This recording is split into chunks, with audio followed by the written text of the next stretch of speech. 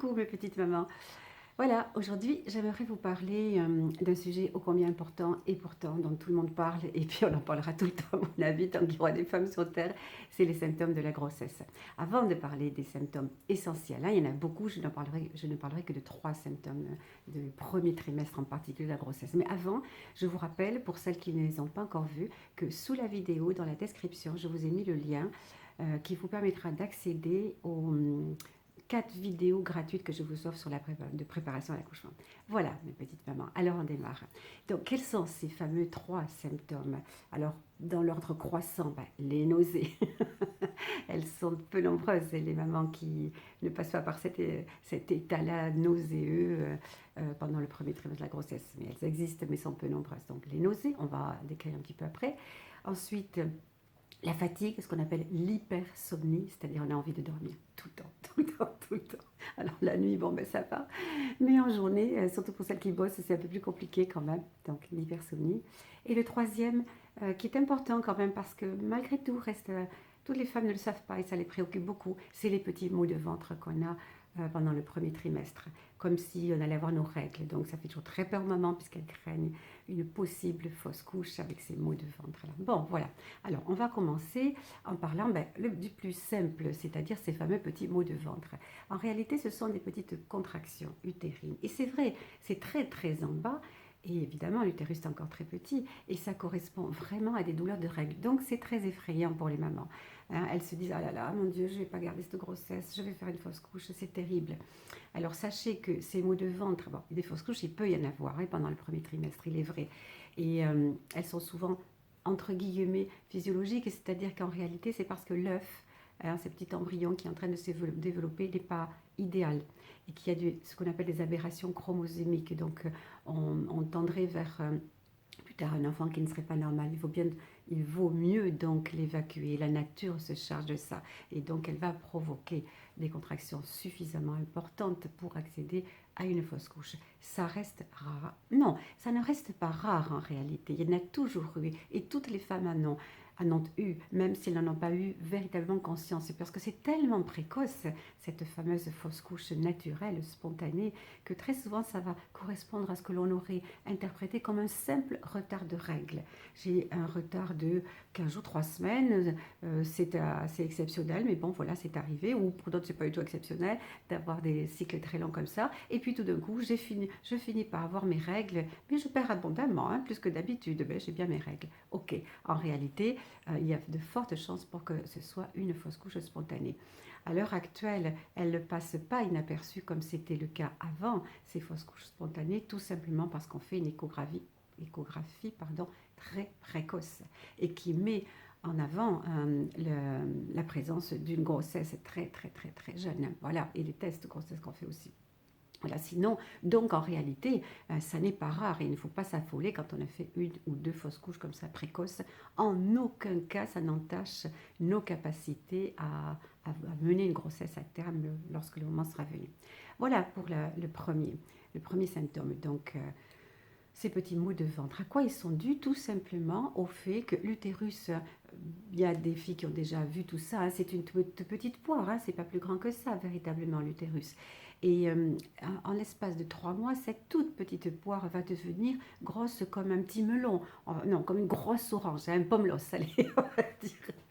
Vous vous rendez compte un petit peu les étirements que ça va occasionner, c'est absolument énorme. Et l'utérus, il a tendance un petit peu à résister au tout début. Donc, alors cette ouverture qui, quoi qu'il fasse, va être obtenue et la résistance un petit peu de l'utérus vont finir par provoquer des tensions. Et ce sont ces tensions que l'on ressent sous forme de maux de ventre, comme si on allait avoir nos règles. Donc, c'est normal, il ne faut pas s'en inquiéter. Vous pouvez toujours en parler à votre sage-femme, votre médecin, qui vous racontera ce que je viens de vous raconter, qui vous rassurera, et éventuellement vous donnera un petit peu de spasson, mais c'est tout. Et ça s'arrête en principe dès que l'on entre dans le deuxième trimestre de la grossesse, donc 3 mois et demi, et parfois un petit peu avant aussi. Le deuxième symptôme, c'est la fatigue, et que j'ai nommé hypersomnie. Bon, vous savez tout ce que ça veut dire, beaucoup envie de dormir, tout simplement. C'est complètement lié aux hormones qu'on est en train de sécréter de manière massive là pendant ce premier trimestre. Les dosages changent au fil des trimestres, hein. Là, en tous les cas, on est complètement imprégné et ça va entraîner cette envie de dormir en permanence. C'est très...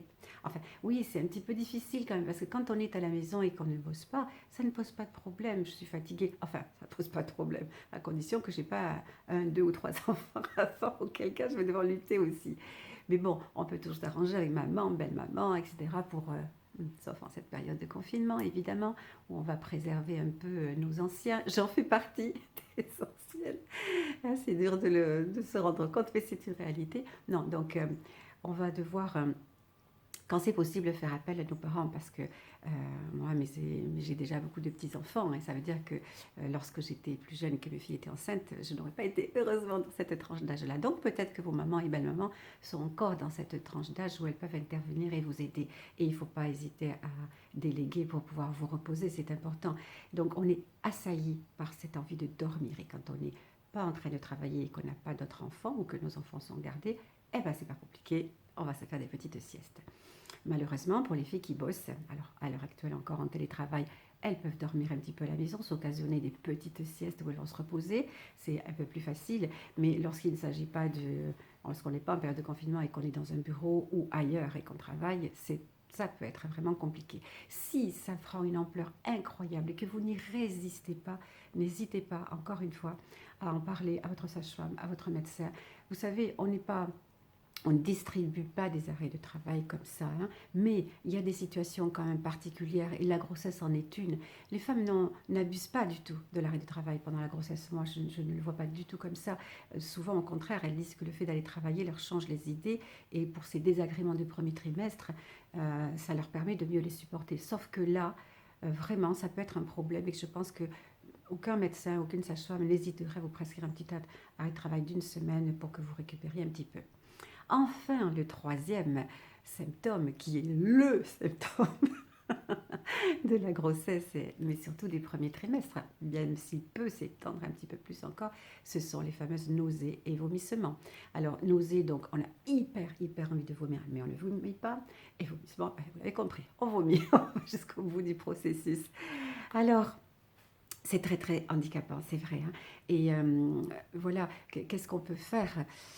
Oh, il y a beaucoup de petits remèdes, les remèdes de grand-maman, là, et qui sont incroyablement efficaces, hein. Alors là, je ne peux pas vous les nommer tous, mais ma formation est faite et elle va sortir dans les semaines qui viennent, là, assez rapidement, j'espère.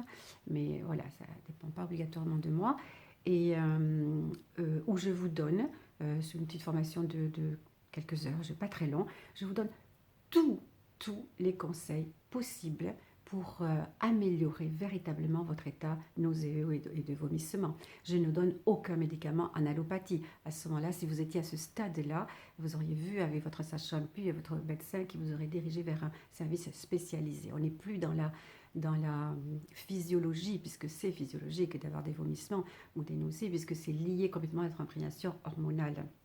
Dans la situation que je viens de décrire où c'est tellement important qu'il faut une hospitalisation, c'est autre chose, une hyperémèse gravidique, c'est ainsi que ça s'appelle, ce mot savant pour dire les nausées, les vomissements pendant l'état de grossesse. Et là, il faut une prise en charge bien particulière. Quand on est dans la situation normale, mais bien handicapante, effectivement, il faut éviter de prendre de l'allopathie, et il y en a très peu qui marchent, et il faut se tourner vers les remèdes de grand-mère. Il y en a beaucoup, il y a l'anis étoilé, il y a, je ne sais plus, j'ai plus en tête, il y a tout un comportement à adopter pour ne pas réveiller brutalement en se réveillant le matin l'envie de vomir. Il y a le fait qu'il ne faut absolument pas s'isoler, surtout ne pas s'isoler de ses amis, de son réseau social, même si, encore une fois, en ce moment, c'est un petit peu particulier, on ne peut pas faire tout ce qu'on veut, mais quand même. Et il ne faut pas rester allongé au lit toute la journée sous prétexte qu'on a envie de vomir, parce que ça va au contraire intensifier ces nausées, vomissements. Bon, encore une fois, vous trouverez tout ça dans la formation que je vais sortir très vite et croyez-moi, bon d'abord ça reste très raisonnable au niveau des prix et croyez-moi ça sera quelque chose de très important pour vous et qui vous aidera vraiment. Donc voilà, ça c'est vraiment l'handicap de la grossesse, les nausées, les vomissements. Ils sont censés s'atténuer et disparaître dès la fin du premier trimestre, au plus tard 3 mois et demi. Pour certaines, ça va durer un petit peu plus longtemps. Il faut vraiment adopter un comportement, une alimentation, une façon de manger bien particulière qui vont vous permettre pardon, d'améliorer véritablement cet état. Voilà.